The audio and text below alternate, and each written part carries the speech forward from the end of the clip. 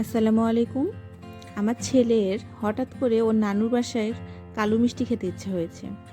আজ সকাল থেকে সে বলছে, মা আমাকে কালো মিষ্টি বানিয়ে দাও না। তাই ভাবলাম ছেলের আবদার রাখাও হবে, আবার আপনাদের জন্য একটি রেসিপিও রেডি হয়ে যাবে। তাহলে চলুন দেরি না করে আমার ছেলের পছন্দের কালো মিষ্টি বা কালোজাম বানিয়ে দেখাই। প্রথমেই একটি মিক্সিং বোলে আমি একটি ডিম, 3 টেবিল চামচ চিনি, 1 টেবিল চামচ ঘি, 2 টেবিল চামচ তেল,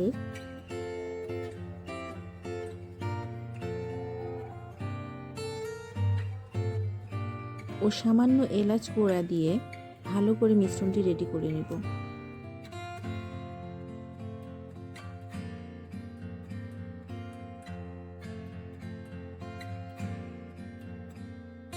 এবার অন্য একটি জায়গায় আমি একটা চালনি নিয়ে তার উপর 1 কাপ গুঁড়ো দুধ, হাফ কাপ ময়দা ও হাফ টেবিল চামচ বেকিং পাউডার নিয়ে ভালো করে চেলে নেব।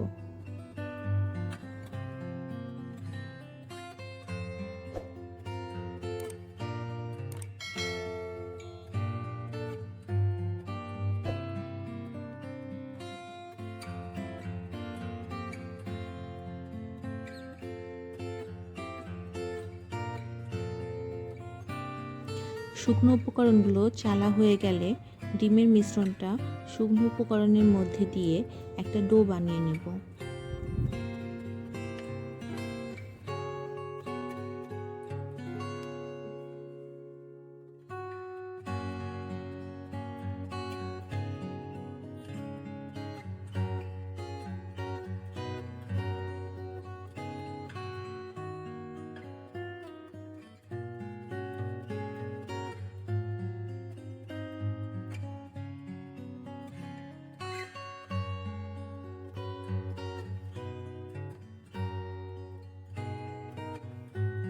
ডো বানানো হয়ে গেলে হাতে এবং যে পাত্রে আমরা মিষ্টি বানিয়ে রাখবো সেই পাত্রে সামান্য ঘি মাখিয়ে নেব।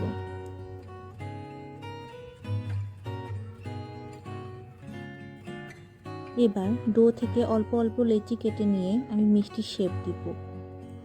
আপনারা লম্বা গোল যে কোনো শেপে করতে পারেন। আমি লম্বা শেপটাই বেছে নিয়েছি কারণ আমার লম্বা শেপটাই বেশি ভালো লাগে। এই তো এভাবে আমি পুরো ডোর মিষ্টিটা বানিয়ে নেব। আমার সবগুলো মিষ্টি শেপ দেওয়া হয়ে গেছে, এবার এগুলো ভেজে নেব। ভাজার জন্য একটা ফ্রাই প্যানে পর্যাপ্ত তেল নিব এবং তেল অল্প গরম অবস্থায়, অর্থাৎ হাতে সহ্য হয় এমন অবস্থাতে মিষ্টিগুলো দিয়ে দিব এবং অল্প জালেই পুরোটা সময় ভেজে নেব। জালের দিকে খেয়াল রাখবেন, কারণ জাল বেশি দিলেই মিষ্টিগুলো খুব দ্রুত পুড়ে যাবে এবং ভিতরে কাঁচাই থেকে যাবে, মিষ্টিগুলো ভালো মতো ফুলবে না।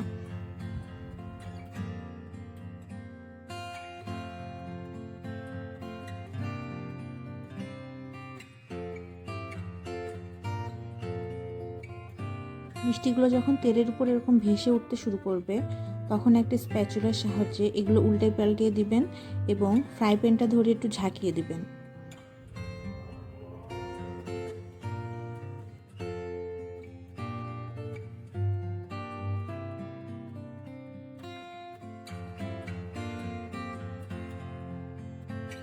মিষ্টিতে কালার আসা শুরু করে দিয়েছে।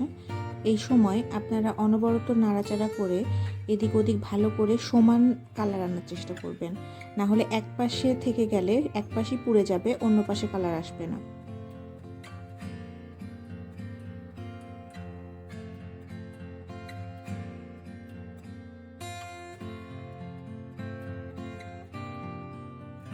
আমার মিষ্টিগুলো ভাজা হয়ে গেছে, এবার আমি তুলে ফেলবো। এটা আরও ডার্ক কালার হবে যখন আমি এগুলোকে রসে দিব। সো আমি এই অবস্থায় তুলে ফেলতেছি।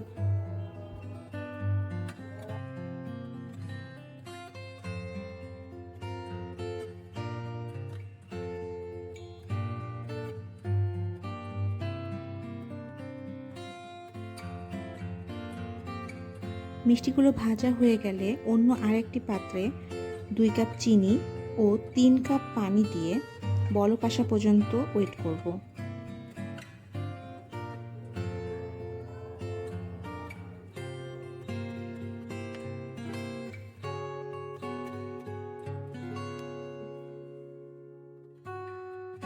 পানিতে বলক চলে আসলে আমি ভেজে রাখা মিষ্টিগুলো এর মধ্যে দিয়ে দিব এবং ঢাকনা দিয়ে 15 থেকে 20 মিনিটের জন্য এগুলোকে সিদ্ধ হতে দিব।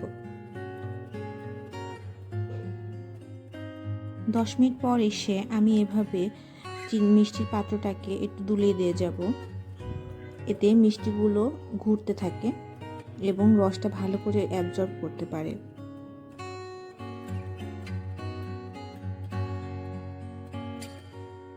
বিশ মিনিট পর দেখতে পাচ্ছেন আমার মিষ্টিগুলো ফুলে ডাবল হয়ে গেছে। আমি এই অবস্থাতেই গ্যাস চুলা অফ করে একে ঠান্ডা করে নিব 3 থেকে 4 ঘন্টা মতো।